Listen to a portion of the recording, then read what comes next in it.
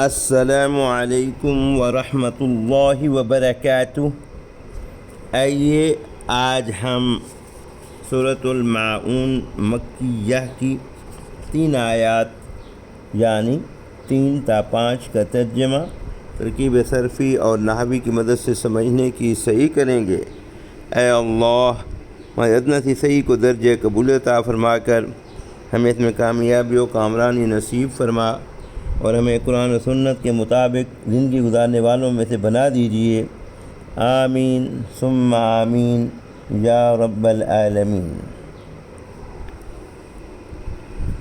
اعوذ باللہ من الشیطان الرجیم، بسم اللہ الرحمن الرحیم۔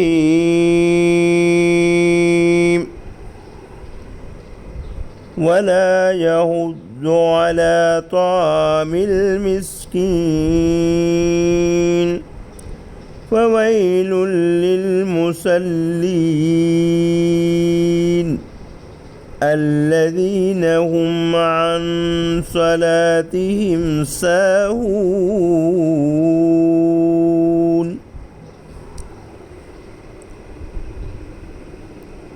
واو عطف۔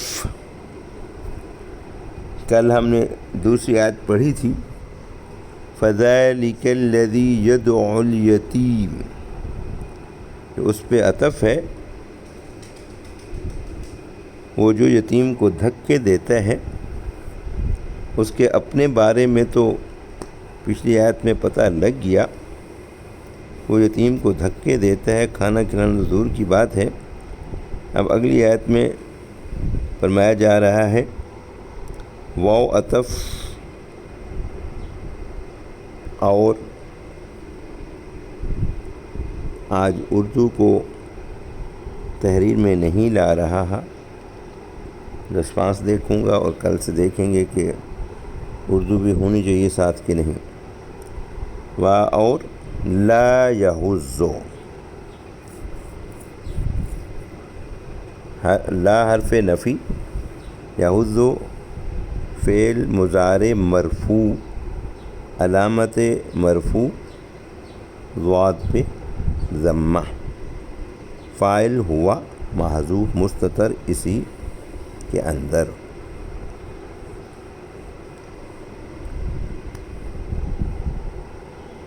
آپ ہم اردو کے لحاظ سے یہ بھی کہہ سکتے ہیں کہ یہ مضارع نفی ہے اور صیغہ اس میں واحد مذکر غائب کا چھپا ہوا ہے۔ آئیے یحضو کو دیکھتے ہیں، حاذا ذا باب ناصرہ سے، تو کیا قاعدہ ہے کہ اگر دو ایک ہی جنس کے حروف آ جائیں تو اس کو مضاف کہتے ہیں، اور مضاف میں دونوں حروف کو ادغام کر دیتے ہیں آپس میں۔ جیسے آپ نے دیکھا کہ ضاد ایک دفعہ لکھا اور اس کے اوپر تشدید آ گئی تو یعنی مدغم ہو گئے، مشدد ہو گئے۔ حضا، حضا مضارع تھا، یحضو، اب یہاں پہ بھی یہاں کیا کیا گیا، اب دونوں مضاف کی وجہ سے ضاد پہ شد لگانی تھی، ضمہ رہ گیا۔ اب اس سے پہلے ہا ساکن، پہلا ضاد ساکن، التقاء ساکنین کی وجہ سے حرکت ہا کو دے دی گئی، یحضو بن گیا، اور اس کا مصدر ہے الحظ، کسی کو کسی امر پر ابھارنا یا برانگیختہ کرنا، اور وہ نہیں ترغیب دیتا ابھارتا کسی اور کو، علی طعام المسکین، علی حرف جارہ پر طعام مسکین مرکب اضافی، مسکین کے کھانے پر، مسکین کے کھانے کے لیے کسی اور کو بھی ترغیب نہیں دیتا، خود تو دھکے دیتا تھا یتیم کو۔ اللہ نے یہ بھی فرما دیا ساتھ. Let's see English translation of this آیا. وَلَا يَحُضُّ عَلَى طَعَامِ الْمِسْكِينِ and does not persuade others to feed the needy. اگلی آیت پہ چلیے. فَوَيْلٌ لِّلْمُصَلِّينَ. فا استئناف نئی بات ہے، یعنی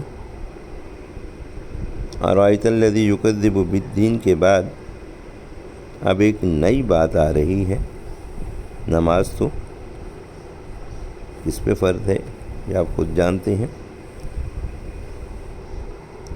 واپس یہ نئی بات ہے. سو ویلن مبتدا،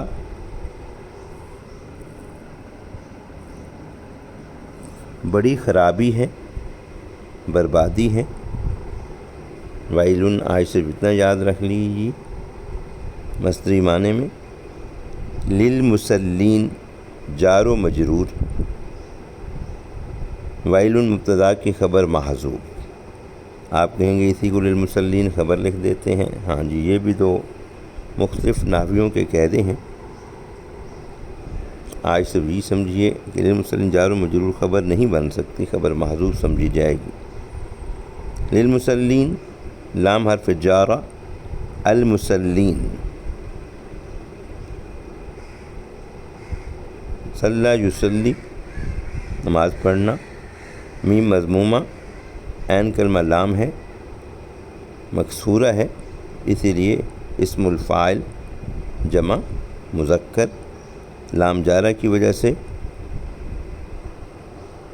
مصلون سے مصلین. نمازیوں کے لیے خرابی ہے. کن نمازیوں کے لیے خرابی ہے اگلی آیت میں پتہ لگے گا. Let's see English translation. So woe to those performers of صلاح الذین، اس میں موصول بطور جمع مذکر بطور صفت المصلین کی، وہ جو ہم مبتدا، وہ سب، ان صلاتہم جار و مجرور مضاف الیہ اپنی نمازوں سے، ساہون خبر ہے، والجملۃ الصلہ یعنی پہلے موصول آ گیا تو یہ جملہ الصلہ ہے الذین کا. صحابہ باب نصر ینصرو سے واو تھا، حرف علت تھا، حرف علت سے حرکت ہٹا دی گئی، صحا بن گیا.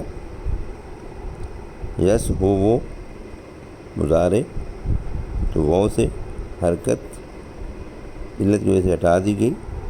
یس ہو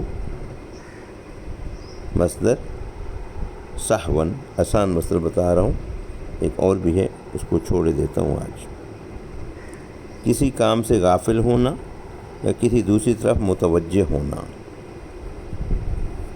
اسم الفاعل ہے، آسان سا ہے، صحابہ تھا. صاحبن نائب تعلیل جمع، ساہون جمع مذکر. آپ کہیں کہ نمازوں سے غفلت یا نماز کے اوقات میں کسی دوسرے متوجہ ہونے کو بھی ساہون کہتے ہیں، تو عورتیں بھی تو ہوتی ہیں، تو پھر یہ جمع مذکر. جی، عربی نحو کے قاعدے کے مطابق اگر ایک گروپ میں مذکر اور مؤنث دونوں موجود ہوں تو عربی نحو کے قاعدے کے مطابق صیغہ مرد کا ہی لایا جائے، مذکر کا ہی لایا جائے گا. Let's see the translation of this آیا. الذین هم عن صلاتهم ساہون who are neglectful of their salah، who are neglectful of their salah.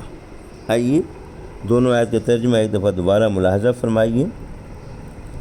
وَلَا يَحُضُّ عَلَى طَعَامِ الْمِسْكِينِ، اور محتاج کو کھانا دینے کی دوسروں کو بھی ترغیب نہیں دیتا، یعنی وہ ایسا سنگ دل ہے، نہ خود احسان کرے اور نہ دوسرے کو احسان پر آمادہ کرے، اور جب بندہ کا حق ضائع کرنا ایسا برا ہے تو خالق کا حق ضائع کرنا تو اور زیادہ برا ہے۔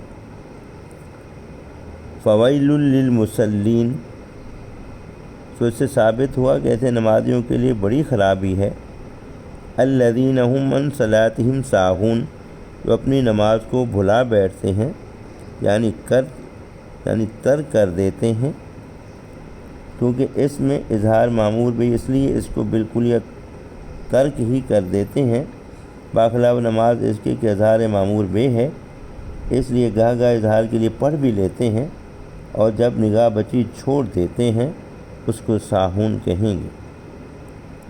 وعلیکم السلام ورحمۃ اللہ وبرکاتہ۔